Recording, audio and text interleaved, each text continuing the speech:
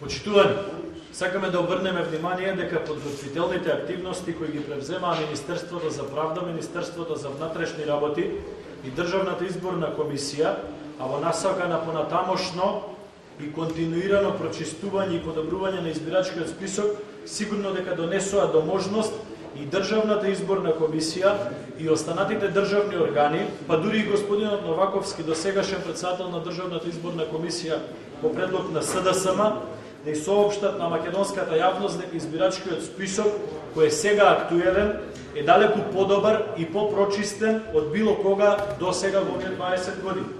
Ние веруваме во истакнатите факти од страна на сите државни органи.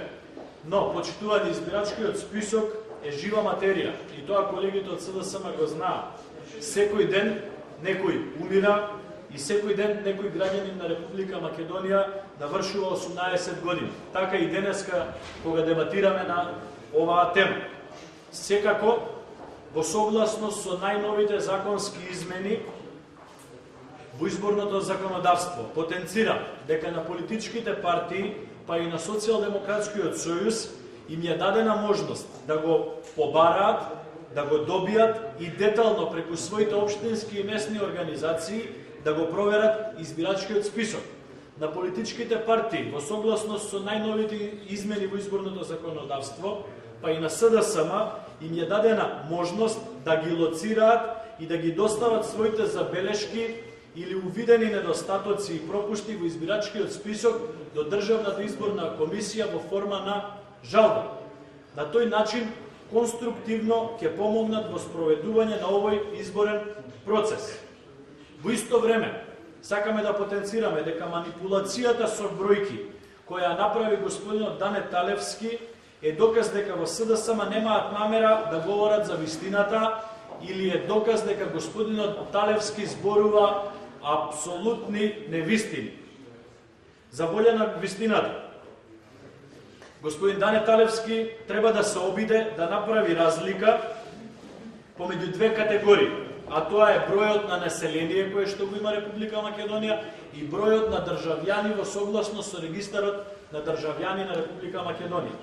Во Република Македонија има некаде над 2 милиони население, но во исто време Република Македонија според регистарот на државјани има над 2 милиони и 400 илјади државјани, а според Уставот на Република Македонија право на глас имаат државјаните на Република Македонија.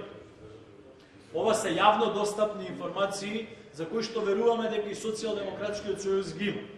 Во избирачкиот список треба да се впишани сите државјани над 18 години возраст или во овој случај процентуално Република Македонија би ги имала истите соодноси како сите посочени европски држави, односно околу 1.800.000 државјани на Република Македонија.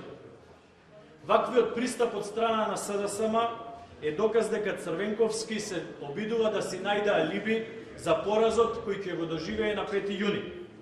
Но СДСМ треба да знае дека поразот кој ќе го претрпат нема да е поради избирачкиот список, туку ќе е поради криминалот во минатите 20 години, поради пирамидалните штедилници, поради над 600 затворени фабрики и фирми, поради стотиците илјади избркани од работа луѓе, поради неразјаснетите убиства, поради шверцовите со нафта и цигари, поради предаствата на Македонија.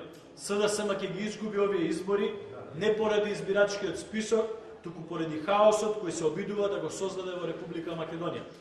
Наместо да го прави тоа, уште еднаш апелираме, ако имаат било какви забелешки или увидени недостатоци на избирачкиот список, во со закон предвидена форма тие да ги достават до надлежните државни институции. Ви благодарам. Дали има прашања во врска со оваа тема? Повелете ми. Председател на антикорупцијска салами прашува зошто требаше пред избори да се бира нов состав, кога четворица членови од постојниот, до сегашниот, сега ги предлагате и го нови. Зошто тоа беше необходно? Зошто толку брзате пред избори да го смените? Расположението во антикорупција? Милка, благодарам за прашањето.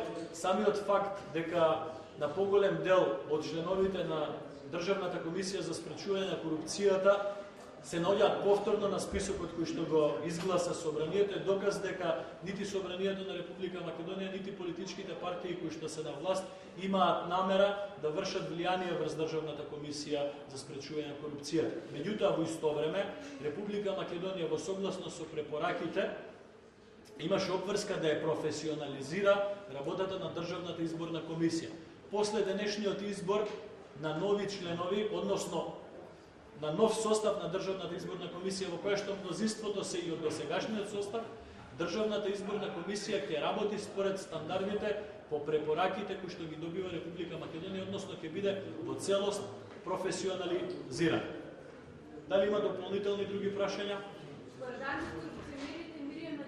Не е добро решение за новиот состав, затоа што многу слабо ја водеше антикорупцијската, додека беше на нејзино чело 3 години, 2007 до 2009. Тоа е забелешката. Зошто не си давате пак шанса да биде во антикорупцијската професионалец, кога се покаже како слабо решение? Значи, тоа е ваша оценка. Јас ќе потенцирам дека сите членови кои што се предложени и денеска избрани и оние кои што досега биле членови од Државната изборна комисија, за нив посебно, за сите четворица, дека се докажани во својата работа, меѓутоа сме сигурни дека и новите тројца членови апсолутно со својот професионален бекграунд ќе помогнат во работата на Државната изборна комисија во наредниот период. Не би сакал да навлегувам во вредносни оценки кои што ги имаат поединци кои што не се избрани или поедини медиуми кои што си имаат лична кавга со поотделни членови на Државната изборна комисија. Јас сум сигурен дека Државната изборна комисија, како и досега, така и од сега, во целост ќе ги задоволува потребите за функционирање. Па тоа ќе биде во со устав предвидените рокови во смисла на тоа дека на 5 јуни ќе се одржат парламентарните избори. Значи ќе биде најдоцна 45 дена, а најрано 60 дена пред 5 јуни. Благодарам.